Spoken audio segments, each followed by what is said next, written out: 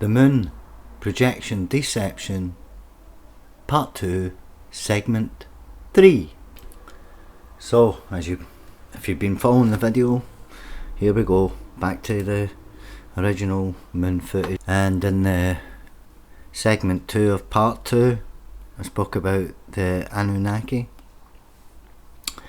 So I thought it would be only right to talk about the Nephilim, the sons of God, the fallen angels, Satan's fallen angels,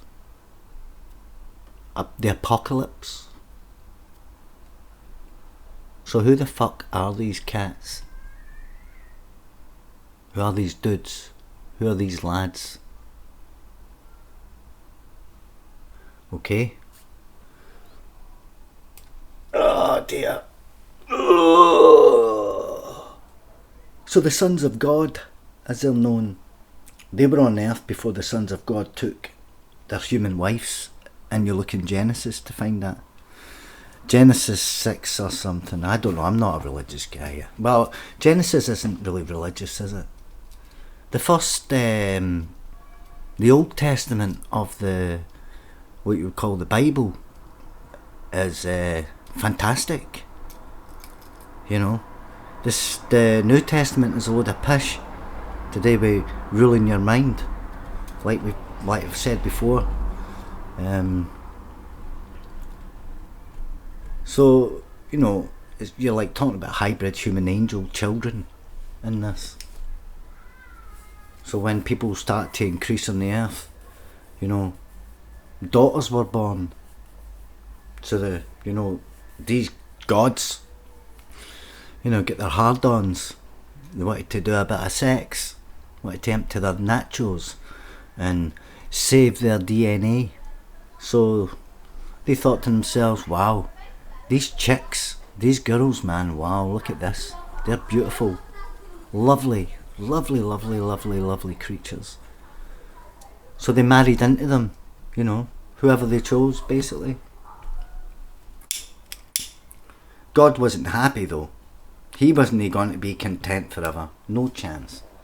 You know, you're talking about mortal beings. So they're talking about numbers here. The written number, i.e., you know, the 120 years, written as 100. You know, using the actual alphabet and words instead of numbers. The words are more powerful. The numbers of it are to do with other things, right? I don't even know why I go into it. Actual numerology is a form of, you know, you're calculating the distance between the Earth to the Moon to figure out the diameter of the pyramid, and then realise that this is all structured. I mean, there's so much going on, right? Anyway, go back to the Nephilim. You know, they were on the Earth, and they stayed on the Earth, and they had kids. You know, they're the heroes of the old and the renowned. You know. So if you look back into the Old Testament, they refer to them as angels. You might go back into the first book, which is Job, right? Or Job in Genesis. You've got Peter. And he's kind of talking about them being angels and writing about events, you know. Talking about Noah, you know. Giving them angels giving themselves sexual immortality. So the Nephilim, could they be the giants then? The cowardly spies, as they're named in Numbers. Again, going back into the Old Testament. You know, and this is where you get, how do you say, they're telling, like, the children to go to a place, right, that they'd kind of found for them, and they're basically leading them like a herd into an area that they can be spied on. Oh, they were spying on them back then. Spying's not a new thing, you know. They've always been spies. They've always, you know, went in and totally took out the civilization. And, you know, they didn't want men. Men ended up immune. They got treated like lower than an ass's ass, you know, lower than a dog, and they were enchained, enslaved, and they had their women took off them. They had everything was just shattered, right? Their actual DNA code and their sperm count was lowered. These same things are happening today. The men are getting their balls, restructured by these gods, as we might call them, right? Hopping around our planet, doing what the fuck they want, while we sit and argue about a lot of shit. So the Nephilim deliberately creates a fear, right? It's like the boogeyman and the hobgoblin and the, ghost and spirits, all this kind of stuff, right? These are just faithless words. You're describing the spy, like the grasshopper, which is mentioned in, I can't remember exactly where it's mentioned. I think it comes through Exodus to do with the plagues, right? Something in there, I'm not sure.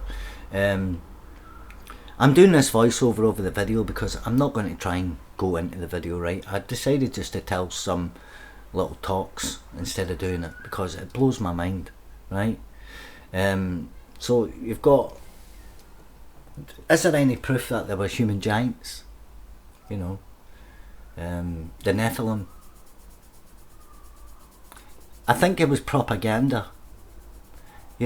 Putting out propaganda, telling people that there are giants, and it basically stops you wanting to have a fight with them because nobody really wants to fight giants, do they?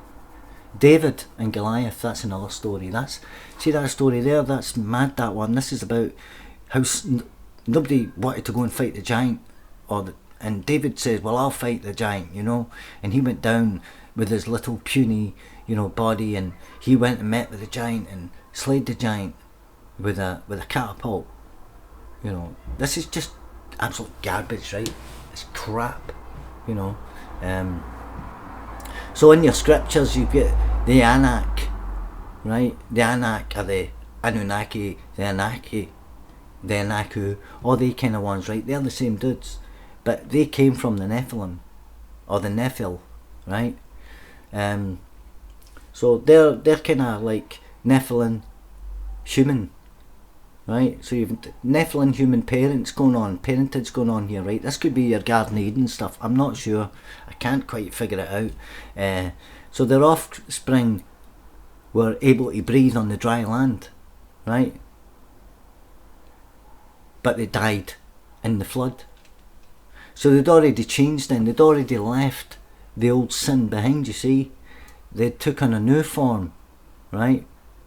So the actual serpent or the sea-dwelling creatures now changed into this human. They can only breathe on the dry land, can no longer breathe in the water, and can drown in the flood, right? So there's a few examples of the survivors of the ark if you go into Genesis, right? My friend reads stuff like that. I'll probably take it in, right? I've heard about this stuff, right? And you've got the Nephilim DNA. Now that's a lineage that's left over from the Nephilim DNA, right? So it's implying to you that the human DNA has become rare. So the Nephilim, who were the giants, or the giantism, is a unique hybrid DNA. So they're indicating there that a great civilization ended. A giant, the great giant, the I don't know, such a big, huge, powerful civilization just finished. Right? So we're the remnants of that. So they're not actually looking at actual Nephilim when you're looking at the scriptures, because you've got all sorts of names coming through Numbers and Josh and Deut, sorry. So they were trying to be men, right? But they weren't really men because they were Nephilim. So it's an exaggeration. They're trying to impose their will on people to accept change and to reject this giant. The fear isn't actually the giant itself. So it's an exploitation. So it's the exaggeration of everything. You know, how to build up fear, how to make people afraid, and then mind that fear to govern their mind, right? Which was the age of Pisces that we're just leaving, right? So, and these steps take a lot of time, because you have to progress over time to evolve, to take on these steps, so that everybody does these steps together. And that's the ultimate high, is when you have everybody under control. And I said before, people are running around rioting and everything else, and they're looking to get back control. You never had control to get it back. You never had control to take it back. So stop pretending that you're going to take back control, because you didn't have it in the first place, right? That's what's actually going on. You're all fools, as far as I'm concerned. Fools. Running about. You've got people running around, I mean, some of the most disgraceful characters on earth, running around with helmets on their heads, charging at the police, and then complaining when they get whacked. Right? These are the same people that are throwing frozen water bottles at. I mean, alright, you might not agree with the police, right? And I don't particularly like them either, but I don't go out my way looking to causing trouble. I try and stay away from the fucking bastards, right? Because they'll put you in fucking jail, and you'll not be able to do anything that you want to do. All you'll be doing is lying in bed, masturbating, and turning into a fucking drug addict or something like that. Or some kind of fucking mad Christian, right? So it's all bullshit, right? So everything's a distraction from the truth, right? So we've all been built up on fear to do with the bogeyman and all the rest of it. No, if you don't get a grip of yourself, you're going to fade into this, and you're just going to blur into it, right? They were trying to claim that they were angels, but they weren't angels. They're manipulating, they're not human giants, not anything like that. I don't really know how to explain that bit, right? So I just wanted to say that about that. Then you get Satan or Satan, right? Today with Saturnism, or the planet Saturn, right? The great adversary to Christ, right? That's what's going on there. It's to do with one religion, which is a pagan religion, moving into the Christian religion, which is the Christian as in Jesus Christ, right? The great one, the religion called the Way. It was just a new religion, and the adversary were against it, so they called the Antichrist. All the Antichrist is somebody who's against religion, who's against that way of thinking. They wanted to keep the old way of thinking, so they're anti-Christ or anti-Christian, right? There's no such thing. There's nothing to do with evil in there, and anything to do with Satan or anything like that. It's a load of shit. Cast that one out, right? Now, these are all being built up in your mind for you to believe that there's good and bad in it, right? We know that, right? But there's a lot more going on in here. I'm trying to understand how Adam and Eve and how everything exploded from that. You've got two competing groups going on there, right? You've got the sons of God, and then you've got the Nephilim. They're battling each other in a war that you might say Satan's war, right? Which is the seed, right? The genome, They're manipulating codes. These are the engineers of life that you're dealing with, right? These Anunnaki, right? Now the Anunnaki have created all this, right? This is where it came from. So you've got the herbivores, right, which come into play in Genesis. So they now become corrupted, and it's the same thing that happens in the epics of Gilgamesh, right? The same thing happens, right? The carnivorous dinosaurs. He goes into. I mean, there's so much storytelling coming right all the way back into the cuneiform tablets, the emerald tablets, all these kind of things, right? The emerald tablets are a lot different, which I might actually go into. I don't know that. So these are pre-flood, right? Everything in that age is a fossil, right? Everything in that age is a fossil that connects to the pyramids, that connects to the structures in South America, in Bosnia, in Europe, and everywhere around the world, right? That age, right? That's the age of Atlantis. I would suggest to you, right? I'm not saying it is 100%, but I'm suggesting that you're going to have to go back 250,000 years, right? Because then the Ice Age comes and it covers it all up again, and then for 10,000 years you have a very unnatural planet. Your atmosphere and everything. We're actually living in the golden times as far as that goes, and we think we're getting it rough. No, we're not getting it rough, not yet anyway.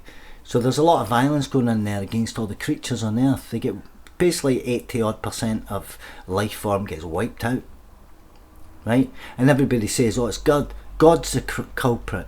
God will punish you. Yet you will go away and worship God, and you'll make out that this is a good thing. You should get rid of that too. That's another thing you need to go. Let go of religion, because religion will not come into play in this age we're walking into, right? You need your belief. That's fine to have a belief, but don't be religious about it. If you're going to be using anything in religion, always use the Old Testament, like I said, right? Because the attachment to religion is in there, right? Everything else after that is just tax. The New Testament's all about rules and tax, and how did we manage to get from the garden to that? Well, we were always in the same boat. Your DNA gets taxed.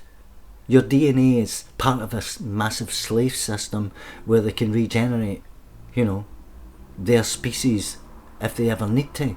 We're carrying the DNA of a species. They hid it in us by creating us, right? I've already said this before, and they can collect that DNA if they need it and mine us, right? I don't know if that's why people get, abducted. I was going to talk about abductions and stuff, but I don't know. I'm quite fearful of it, to be honest. Quite fearful. I'm not really sure how to go through it. There's a whole lot going on in that one.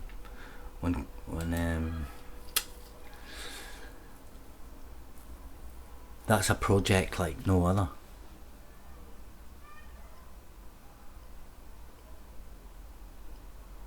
Hopefully you're watching the video. I'm not talking about the video. I'm just not going to do it.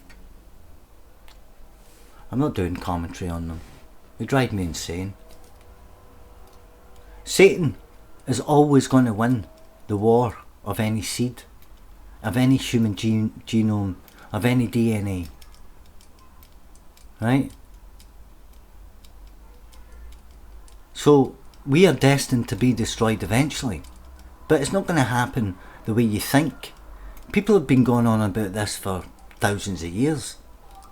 Your reincarnation.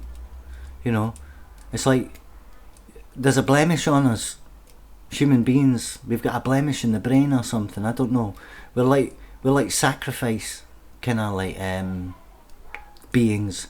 We get sacrificed. We give ourselves up easily. We allow people to control us, and we follow the guidelines and rules and regulations, and then quote things from dead people as our saviour.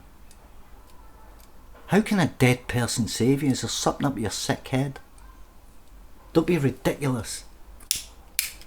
I'm all for learning about, what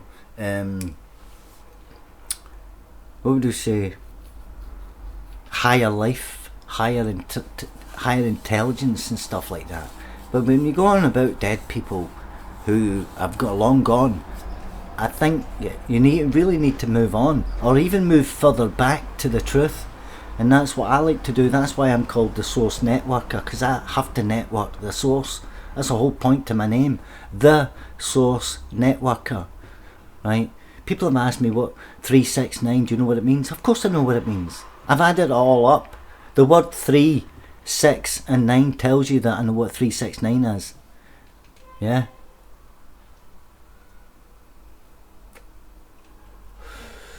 So anyway, We can all add it up. We can get to the magical number 9 every time, right? I know what it's all about. Am I relating it to Tesla? Kind of. But my whole theory with the 369 thing is a lot further than that. It's to do with the universal thing. It's a God number, right? The God number. The number of the universe, the number of everything, creation, knowledge, right? The spirit and the strength and the fight and the passion and the power and the will, determination, ambition to make it happen. Therefore I rejoice, O heavens, and you dwell in them. Woe to the inhabitants of the earth and sea, for the devil has come down to you, having great wrath, because he knows that he has a short time. Revelations 12:12.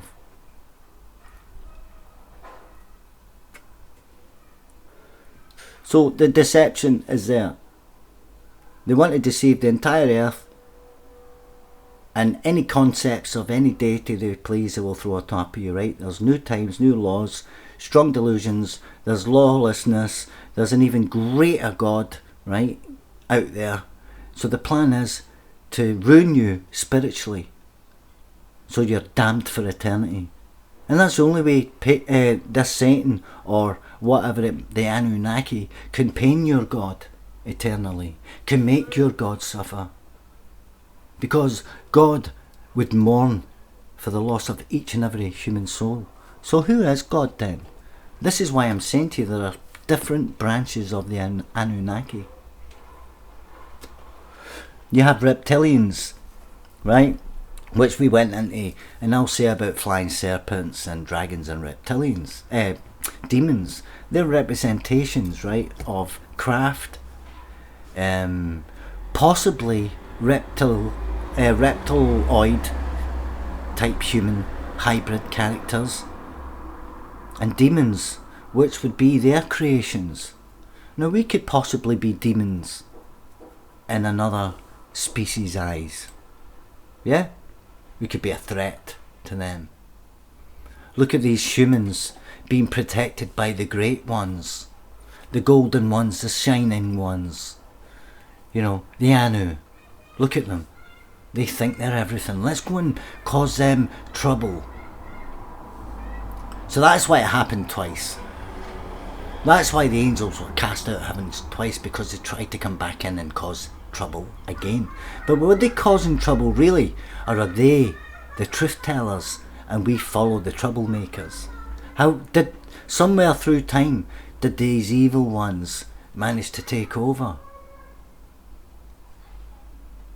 So, as far as we're concerned, when there's a coming back of something, it's going to be these Nephilim, right? Because it tells you that in Revelations 12, that, you know, these aliens, these extra terrestrials, you know, they'll come back with the dragon commander himself, Satan.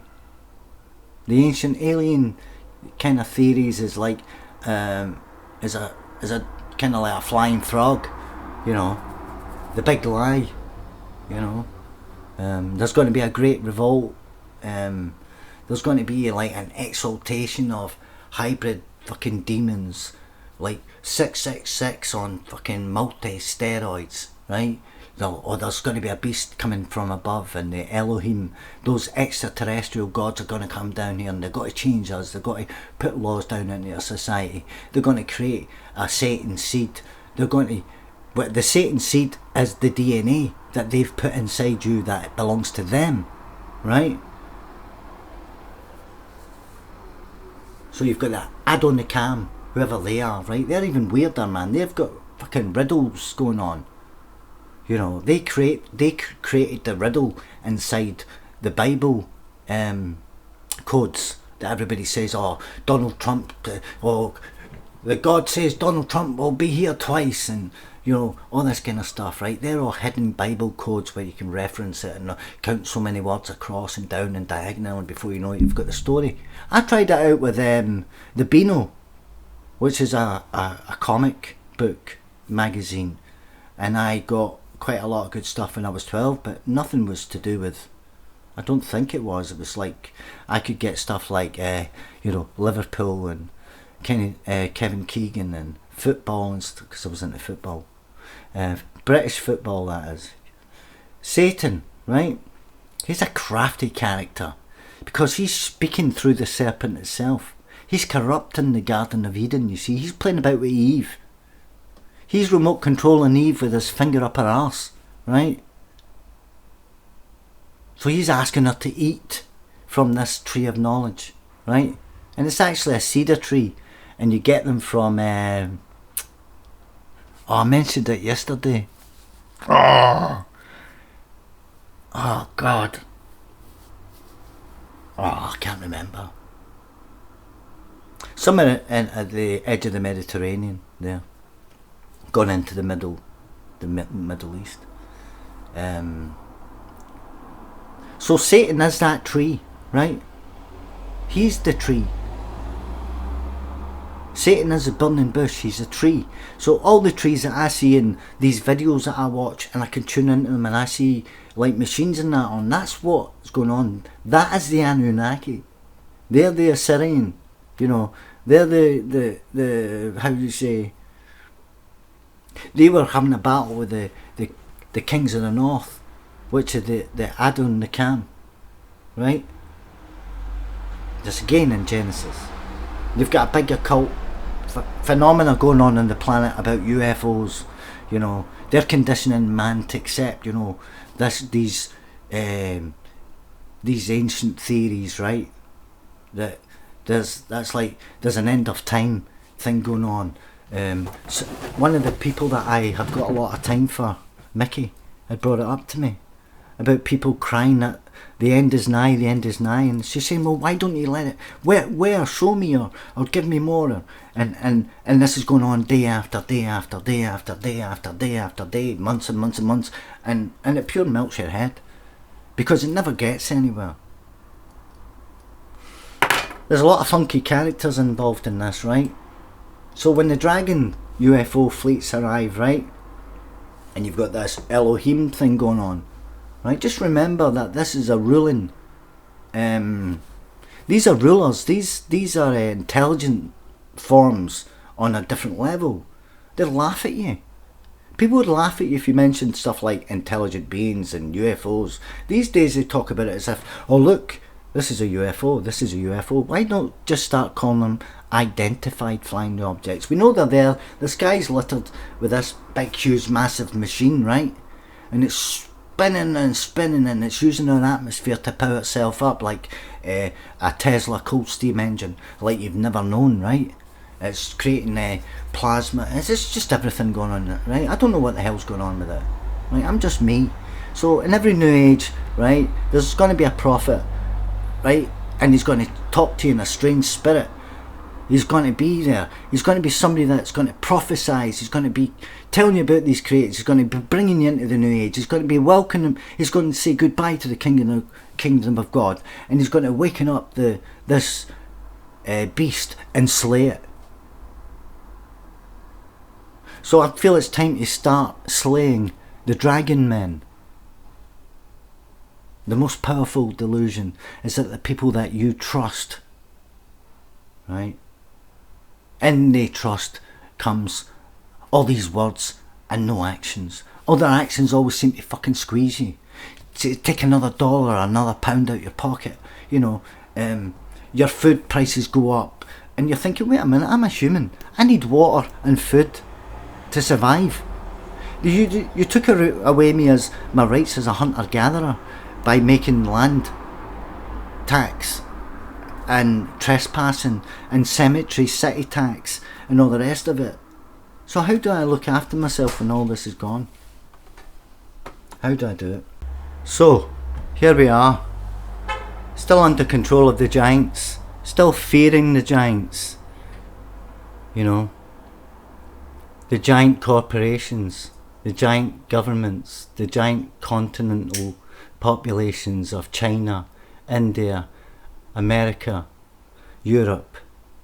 We're all in fear of each other. We're all in fear of these powerful positions that people have. Right? We're still in fear. These are the giants. You know. It doesn't actually mean the person is a giant. you're facing a giant army, or you're facing a giant challenge, or there's giant. It's just, that's where we're going with this, right? I had something to say about this, so I'll have to step back and come back. Right. So here's my point to use dragon men and use dragon 5D operatives out there. We're going to come and get you, serpent seed. We're going to come and get you. One day we will find you and we will take you down. That's the purpose next. You and your machine. Oh giant, come out of your hole, because I'm going to take your eye out with this slingshot. Because I'm called David, and I've no fear of a giant. That's a tale for you to take in. David and Goliath. You've also got Cyclops as well, which I forgot about, but that's a one-eyed Cyclops giant. Still a giant, right enough. You've got this giant secret knowledge that you're never aware of. You know, you've got this giant task every day to feed and keep yourself safe and your people safe, and get some water and shelter, and make sure you wear clothes, right? Because you don't want to be walking about naked. You know, can't have that. You know. So we'll have naked protesters next, screaming, "We, you know, all naked people matter," you know, and they'll be trying to tear down the, you know, the shop front dummies of all their clothes, so that they could be naked mannequins only. I don't know. Take the 100,000s off the ice cream, so it can just be ice cream. You know, let's not have chocolate ice cream anymore. Let's just have, you know, some crazy colour that's crossing all religions and cultures and sexual divides. You know, let's do that. Yeah, you've got a giant challenge ahead of you, another giant there, a giant leap of faith. You've got all sorts of giants involved. So, not necessarily does it mean a giant, it just means the scale of the task or the size of it, right? So don't fear these tasks or this fight, because David won his fight. So if you want to go preaching about Bible things and that, I'll hit you with that one. David took the giant out with a slingshot and a pebble, or something like that. Not sure what it was. You could turn that into some kind of technology, and now David becomes our civilization against the big civilization, and they had a technology that managed to take out the giant, which was Goliath, and it's given to you in that term that you can understand it. But what if this was two different civilizations, two different races having a war, right? And David won his war, and now this giant civilization had to go away, lick their wounds, and watch us and keep spying on us and keep manipulating us from the background, so that they could come in again and try and take us out again. I tell you what, if we're human, right, and we're reptilian humans, we're really tough characters, right? We've got two different families here in the Anunnaki trying to wipe us out. Cheers for watching the video. Ta-ta.